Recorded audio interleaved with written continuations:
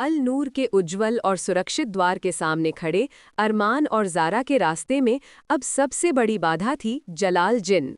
उसका क्रोध आसमान तक गूंज रहा था। उसने अपनी शक्तियों का उपयोग करके चारों ओर अंधकार फैला दिया। ज़ारा, ये तुम्हारी आखिरी चेतावनी है।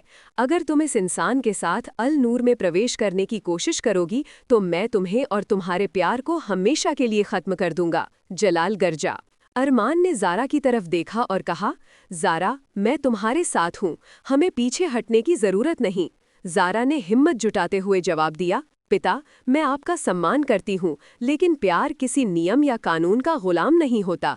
अगर आपको मुझे सज़ा देनी है तो मैं तैयार हूँ, लेकिन मैं अरमान को अकेला नहीं छोड़ूंगी।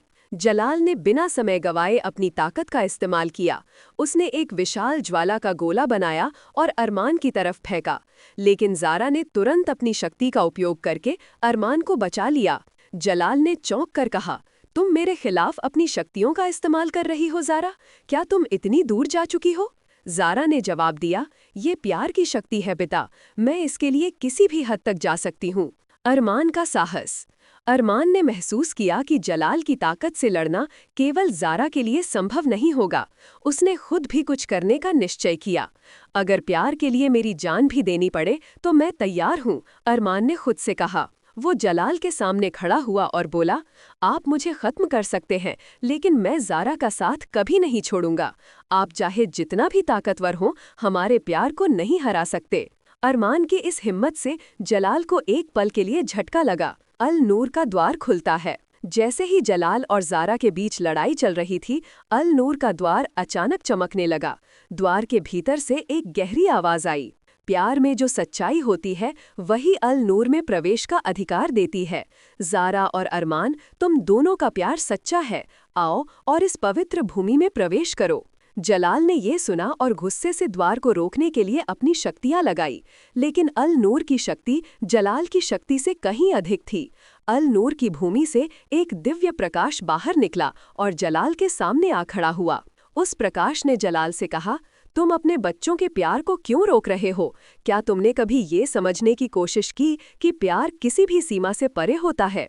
जलाल ने कहा, जिन्नों और इंसानों का मेल हमारी दुनिया के नियमों के खिलाफ है, ये हमारे समाज को बर्बाद कर सकता है। दिव्य प्रकाश ने उत्तर दिया, प्यार में बर्बादी नहीं बल्कि सृजन की शक्ति होती है। अगर तुम अपने बच्चों की खुशी को समझ सको तो ये तुम्हारे समाज के लिए एक नई शुरुआत हो सकती है। जलाल कुछ पल के लिए चुप हो गया। उसने ज़ारा और अरमान की तरफ देखा। उनके चेहरों पर निडरता और प्यार साफ झलक रहा था। वो अपनी बेटी की दृढ़ता और अरमान की निष्ठा से प्रभावित हुआ। शायद मैं गलत था, जलाल ने धीरे से कहा। अगर तुम्हारा प्यार सच में इतना ताकतवर है तो मैं इसे रोकने का हकदार नहीं हूँ। अल नूर में प्रवेश। जलाल ने अपनी शक्तियां वापस ले लीं। ज़ारा और अरमान ने अल नूर के द्वार की तरफ कदम बढ़ाया। जैसे ही उन्होंने द्वार पार किया, एक अद्भुत शांति ने उन्हें घेर लिया। अल नूर की भूमि ने दोनों को अपने भीतर समा लिया। वहां कोई भय नहीं था, कोई नियम नहीं था, बस प्यार और शांति थी। आगे की कहानी में अल नूर में ज़ारा और अरमान का नया जीवन, जिन्नों और इंसानों के बीच शांति स्थापित करने का प्रयास, जलाल की वापसी और उसका बदलता दृष्टिकोण।